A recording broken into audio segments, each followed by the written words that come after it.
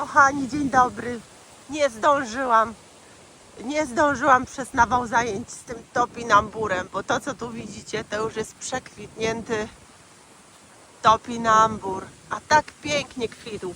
No tu jeszcze zostały. Ale wiecie co? Czekajcie, może w inne miejsce. To tam są, też był i zobaczymy, czy tam się może uchował. No tak, tu trochę mniej wieje, ale tu to on już jest w ogóle przekwitnięty.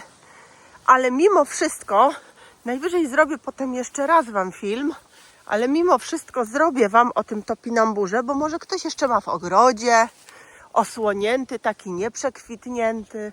Może w niektórych rejonach jeszcze on się zachował dłużej. Może chcecie po prostu wiedzieć o topinamburze, żeby sobie jakoś go stosować.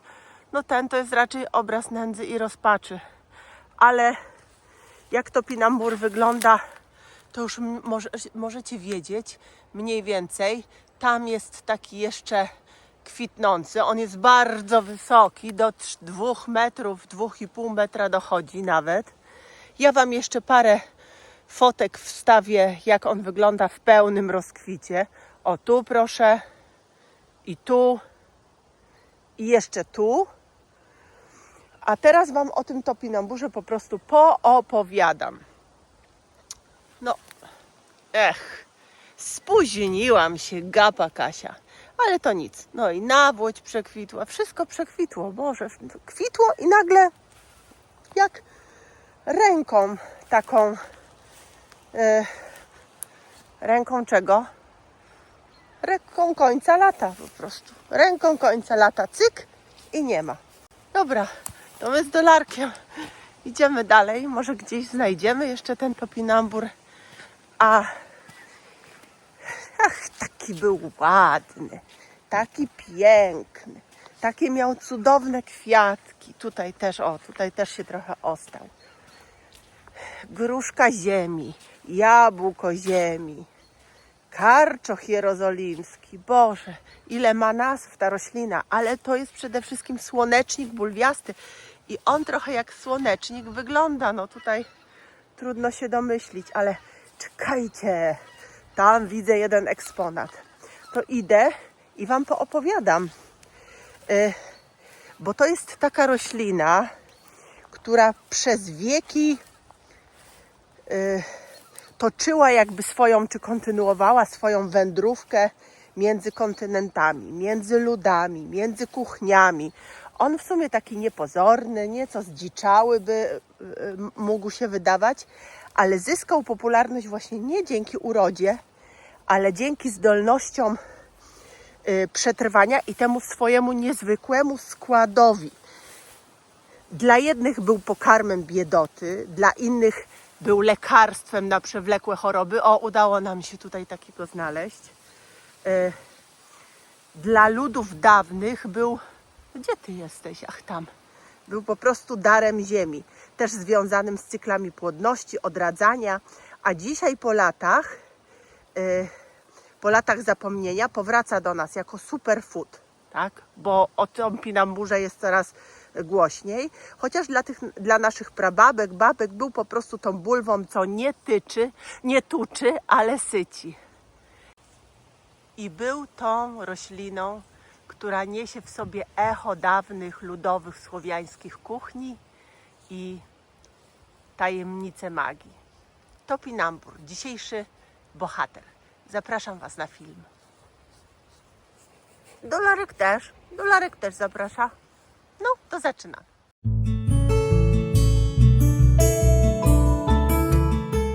Moi drodzy, postanowiłam tak, że zerwę sobie ten, który się ostał i pójdziemy z Dolarkiem do lasu, schować się, bo chyba zauważyliście przynajmniej na początku, że jest niezwykle silny wiatr, który tu nam trochę szyki nagrywania psuje, ale chciałam, żeby ten film się dzisiaj ukazał, bo już w zeszłym tygodniu nie miałam dla was premiery, więc dzisiaj będzie.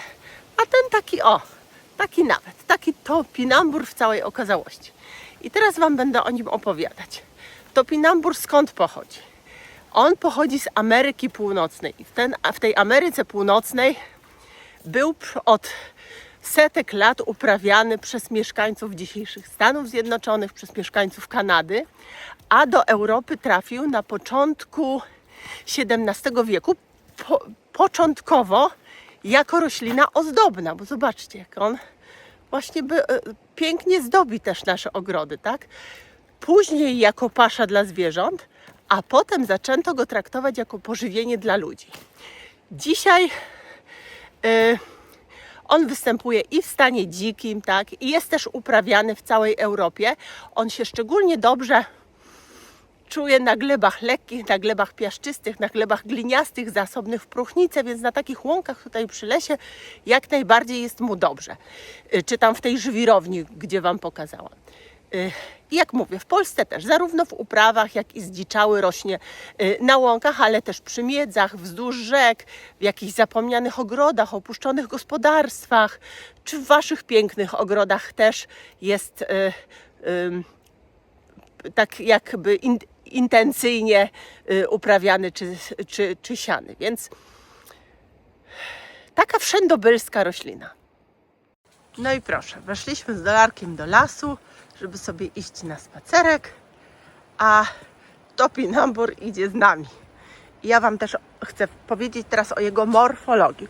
No, na pewno kojarzycie i każdy z Was wie, jak wygląda, ale to jest taka roślina, no, z tych astrowatych, bo do takiego właśnie, do takiej rodziny roślin należy.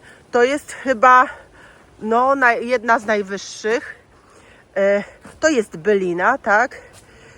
Łodygę ma sztywną, jak widzieliście, tam były 2-metrowe, ale ona i nawet do 3 metrów potrafi wyrosnąć ta roślina. Często w górnej części się rozgałęzia. Tu jest akurat taki mały, młody, pojedynczy egzemplarz, ale bywają takie, które się rozgałęziają. Jakie są liście? Liście są albo jajowate, albo tak jak tutaj bardziej te górne, zwłaszcza takie lancetowate, tak? Naprzeciwległe. To widzimy, że raz z jednej, raz z drugiej. Raz z jednej, raz z drugiej. Co jeszcze? O, tutaj widzicie, jak te liście wyrastają. Kwiaty zebrane są w koszyczki, bardzo proszę, to jest kwiat o żółtych, języczkowatych płatkach. Takie mamy tutaj płateczki. I przypomina właśnie miniaturowego słonecznika. No to od tego porównania nie sposób uciec. Ale nie ta część nadziemna czy naziemna jest w topinamburze najważniejsza, bo najważniejsza jest ta część podziemna. I to są bulwy. Bulwy wrzecionowate, bulwy nieregularne, a mogłam w sumie wyrwać, bo teraz się te bulwy wyrywa. Jak jeszcze uda mi się, jak będziemy wracać, to Wam wyrwę, a tymczasem pokażę Wam tutaj na ilustracji. Bardzo nieregularne, pokryte taką cienką skórką, która może mieć kolor od kremowego po nawet taki fioletowawy. I w odróżnieniu od ziemniaka na przykład, topinambur nie tworzy nasion, tylko rozmnaża się go z reguły wegetatywnie. Fajny jest, no mi się podoba. Taka dzisiaj ta pogoda jakaś taka złudna, wieje zimno, ale my sobie tutaj z moim kolegą topinamburem idziemy i ja teraz Wam opowiem, jakie związki czynne znajdują się w topinamburze.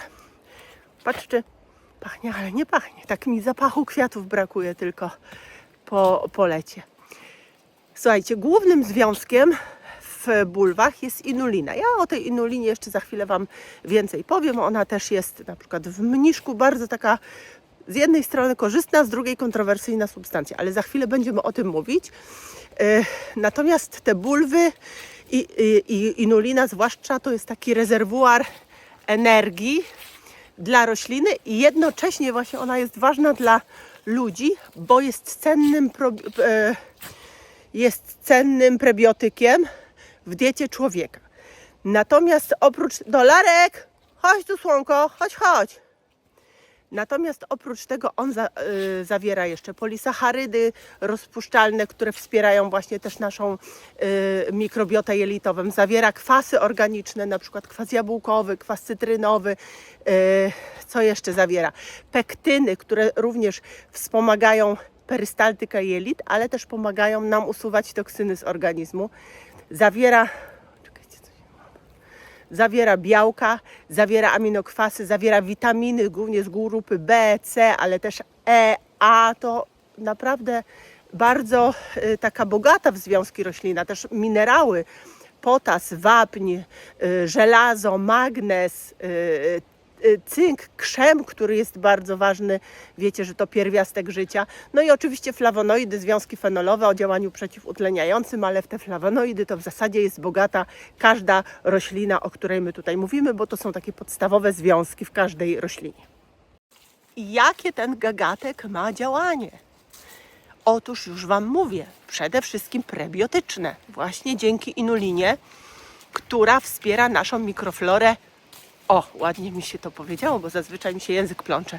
Mikroflorę w jelitach, głównie bifidobakterium, ale właśnie prebiotyczne, nie probiotyczne, bo wiecie, że probiotyki to są te bakterie korzystne dla naszych jelit, a prebiotyki to są różne niestrawione części, głównie węglowodany, błonnik, które właśnie stanowią jakby pożywkę dla naszych bakterii. Dobra. Co tam jeszcze jest? Jeszcze ma działanie hipoglikemiczne, czyli wspiera czy kontroluje poziom glukozy we krwi, dlatego jest polecany cukrzykom. O tym jeszcze za chwilę powiem dlaczego. Działa detoksykująco, dlatego że między innymi sprzyja usuwaniu metali ciężkich, nadmiaru amoniaku, wszelkiego rodzaju toksyn z naszego organizmu, więc super. Działa też immunomodulująco. Wzmacnia nasz układ odpornościowy, głównie ze względu na to korzystne działanie na nasze jelita, ale działa też przeciwnowotworowo, dlatego że ma dużo przeciwutleniaczy, tak? Pośrednio też przez tę mikrobiotę. Jak wiadomo, wszystkie choroby biorą się od jelit. Jak są zdrowe jelita, to jesteśmy my zdrowi. Wspomaga odchudzanie, dlatego że on nie tłuczy, syci, poprawia regulację trawienia, reguluje łaknienie. I co tam jeszcze?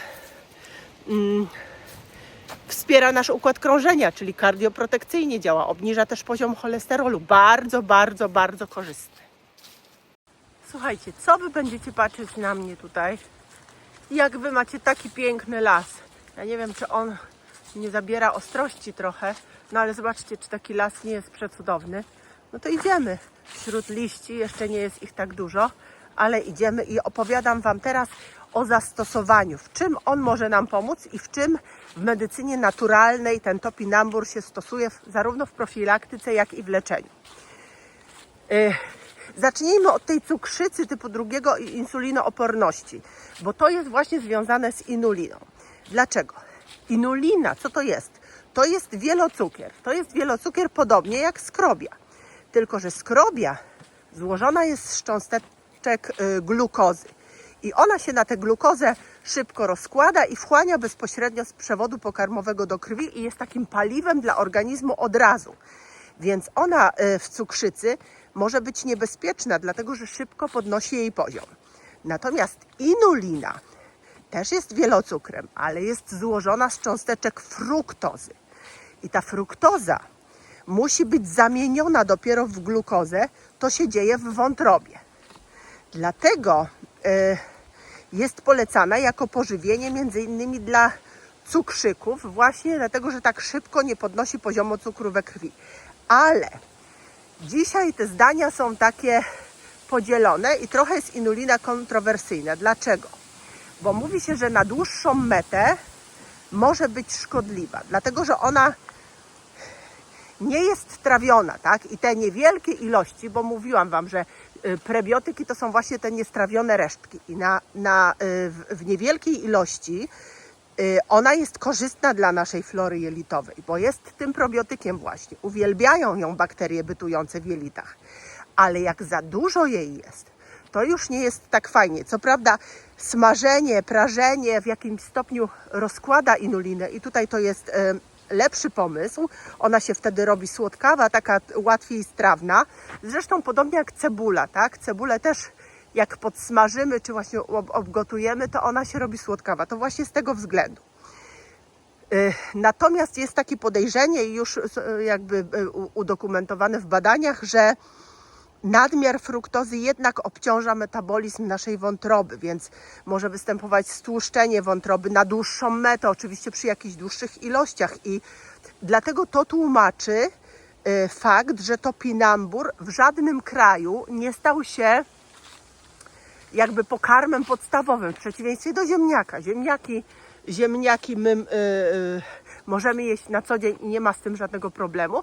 Natomiast topinambur nie, bo jak powiedziałam, na dłuższą metę on naszemu zdrowiu do końca nie sprzyja. Na chwilę odejdź ty topinambur, bo ja chcę pokazać, jaki piękny mamy jesienny las. No dobra, ale powiem Wam teraz jeszcze o innych właściwościach topinamburu.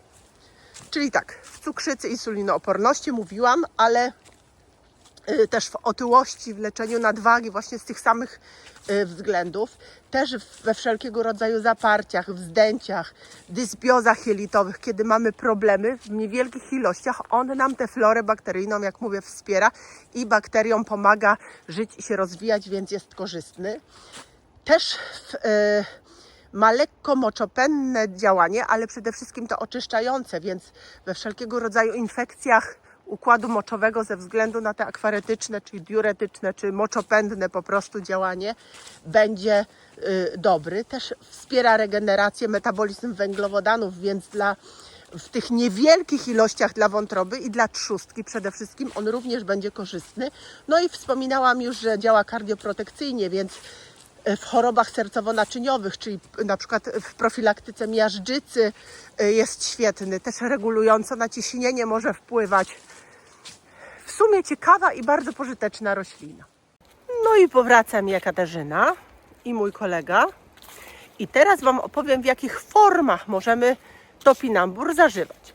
Oczywiście niektórzy, takim najlepszym źródłem inuliny to są surowe bulwy i niektórzy w jakiś sposób te surowe bulwy do organizmu wprowadzają. Czy to soku w postaci soku świeżego albo fermentowanego,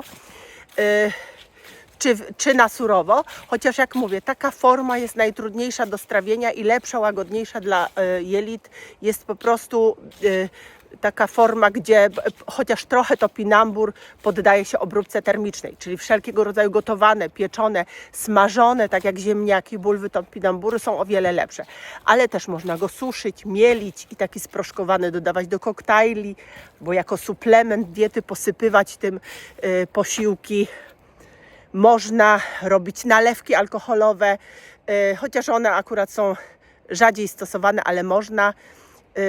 Co tam jeszcze? A, jeszcze liście. Są liście przecież, to nie tylko bulwy, bo liście też można wykorzystać. Można robić taką herbatę z liści, na przykład też fermentowaną i wtedy ona działa właśnie hipoglikemicznie, moczopędnie, ale też można robić kiszonki, które znowu będą wzbogacać naszą florę bakteryjną, ale kiszonki robimy z bulw, nie z liści. Tak jak w przypadku kapusty z liści, tutaj nie z liści, dlatego że liście, jakkolwiek przed chwilą mówiłam, nadają się do herbat fermentowanych, bo ta fermentacja oksydacyjna tam zachodzi, to jednak są włókniste, są twarde i przede wszystkim nie mają w sobie tych cukrów i struktury, która jest potrzebna do fermentacji mlekowej, która zachodzi w kiszonkach. Więc jeżeli chodzi o kiszonki, to stosujemy tam bulwy topinamburu i tak były stosowane od dawna. No tę część nagrywam już chyba 7. raz, bo co chwilę przychodzi taki podmuch wiatru, że obawiam się, że Wy nic z tego byście nie usłyszeli. A chcę Wam powiedzieć o przeciwwskazaniach, bo mimo, że taki piękny i uroczy, to nasz topinambur i twarzowy, to nasz topinambur nie jest wolny od wad i ograniczeń. I jakie to mogą być? No począwszy od idź sobie precz, począwszy od takiego dyskomfortu w przewodzie pokarmowym, czyli gazów i wzdęć, to właśnie u osób zwłaszcza nieprzyzwyczajonych do inuliny albo takich, którzy z nią przesadzą. Takie rzeczy mogą się zdarzyć, ale też przy nadmiernym spożyciu znowu, zwłaszcza u osób z chorobami metabolicznymi, coś się nie mogę dzisiaj skoncentrować, mogą wystąpić skoki poziomu insuliny, więc na to trzeba zwrócić uwagę.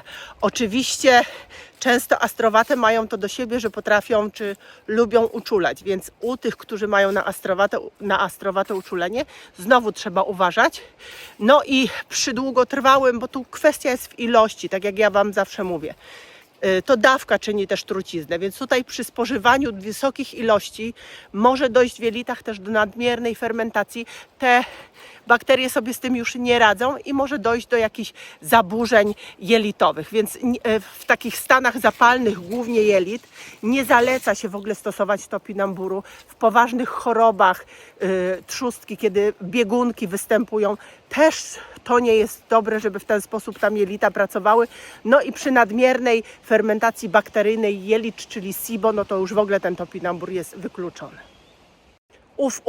Udało się nagrać ten fragment. Jestem bardzo zadowolona. A teraz na koniec tajemnica.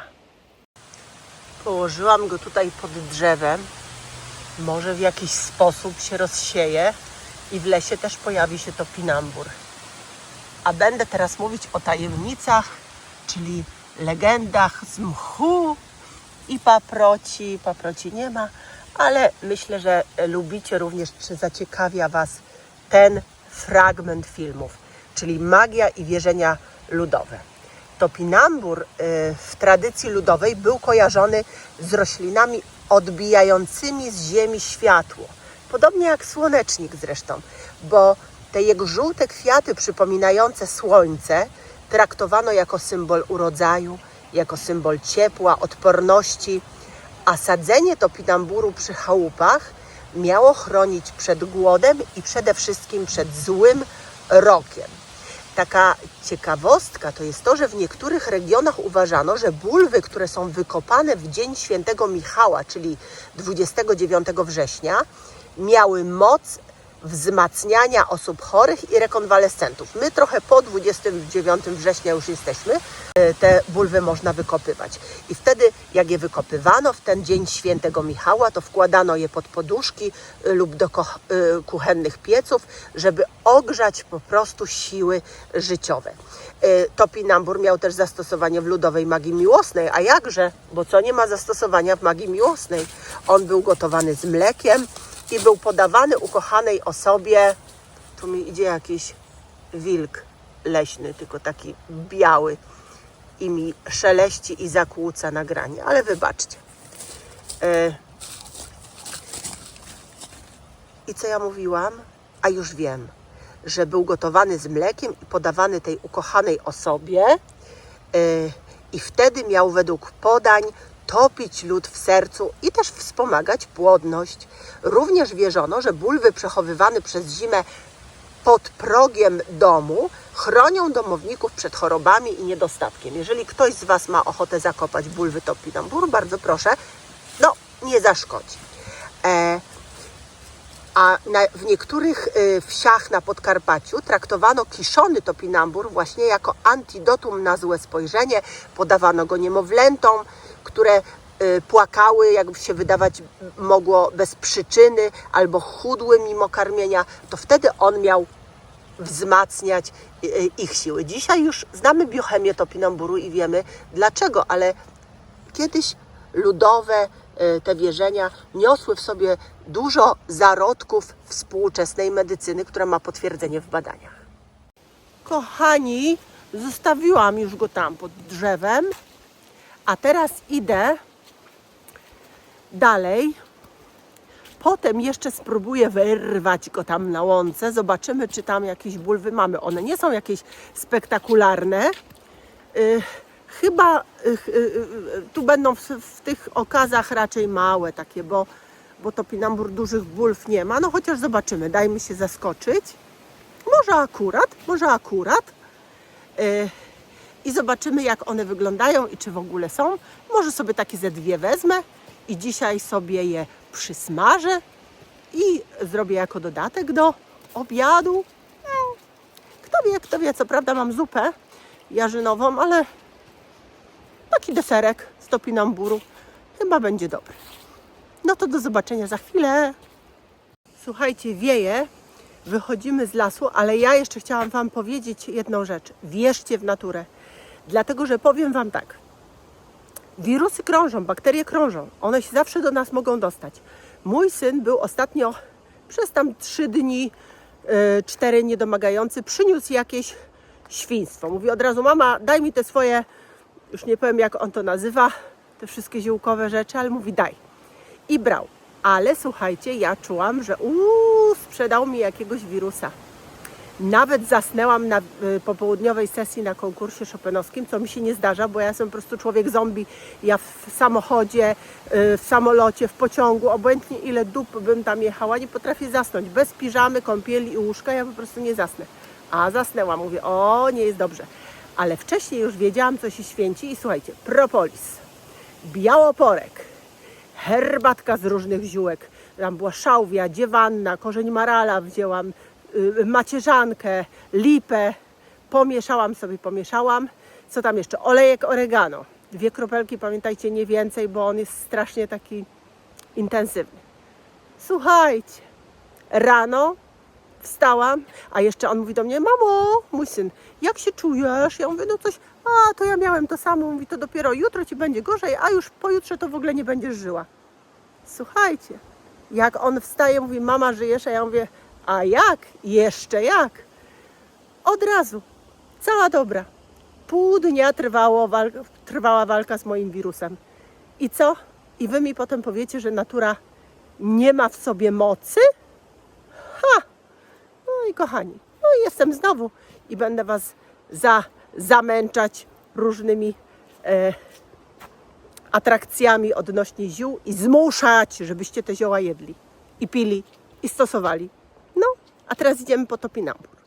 Słuchajcie, w sumie to nie ma tego złego, tak? Bo jak ja bym wam pokazała w pełni rozkwitu ten topinambur w środku lata, to wy byście niecierpliwie przebierali nogami i musieli czekać do jesieni, bo bulwy właśnie zbieramy teraz, koniec września, początek października, aż do marca możemy sobie je wykopywać, oczywiście jak potem ziemia nie jest zmarznięta.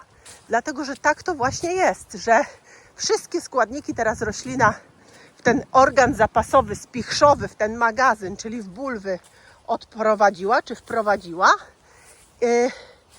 I co teraz? I teraz będą one sobie tam przez całą zimę, aż do marca, kiedy znowu zacznie z nich skorzystać. To już wtedy bulw nie zbierajcie, bo one już potem nie będą miały tych substancji odżywczych, bo wykorzysta je roślina. Dobra, spróbujemy wyrwać. No jak się uda, to się uda, jak nie, to nie. Czekajcie. No i kochani, zobaczcie. Rwałam i wyrwałam. I teraz tak. O, proszę. Jaka piękna bulwa tu i tu. Znaczy one nie są takie jakieś bardzo duże. Dlatego, że te zdziczałe formy, czy zdziczałe rośliny, one te bulwy mają mniejsze. Poza tym jednak wyrywanie powoduje, że te bulwy się jakby wykruszają. Tak? Tu widać, że tutaj coś się odkruszyło, że tutaj jest. One czasami też są w jakiejś odległości od tego centrum korzenia, więc je trzeba tak jak ziemniaki po prostu wykopywać, a nie wyrywać. I te, jak mówię, te hodowlane okazy też mają te bulwy większe, ale ta jest taka całkiem bym powiedziała. Zaraz ją i tutaj jest, i tutaj. Zaraz tę parę wezmę, spróbuję jeszcze jakieś inne i wam pokażę. Widzicie, więc warto próbować, ale idźcie raczej z łopatą na te zbiory. Tu chcę wam też pokazać, że zobaczcie, ona się po prostu tak ukruszyła. Ta też jest tutaj duża, ale ta jest na takim, nawet wam tego nie pokażę, ona jest na takiej cieniuteńkiej gałązeczce, więc nie dziw, że jak ja to ciągnę, to one po prostu zostają w ziemi. Ale tu mam, za chwilę wam całe moje łowy czy zbiory pokażę. O, tu musiałam tego zawodnika jeszcze pokazać. O, on jest duży. Tu jest ta bulwa duża, ale zobaczcie, na jakich cieniutkich żyłeczkach te bulwy są, więc jeżeli one są tu blisko zbite w tej masie i w tej ziemi, to jest okej. Dolar mi tu ciągnie. To jest okej, ale jak są gdzieś dalej na takich właśnie, o, widzicie? To nie dziwota, że one, jak powiedziałam, w tej ziemi zostaną. No ale zbieram dalej i już naprawdę Wam pokazuję, co zebrałam. No i zobaczcie, mamy tyle. Idę jeszcze dalej, ale już tu mi z ręki wypada, więc już nie będę nagrywać. Topinamburowe bulwy i ja żegnamy się z Wami. Żegna się i Dolarek, który coś tam na drodze zobaczył. Nie wiadomo co. No nie, chyba nic. Idźcie na zbiory. Tak wyglądają bulwy topinamburu. I smacznego i na zdrowie i do następnego razu. Pa, pa!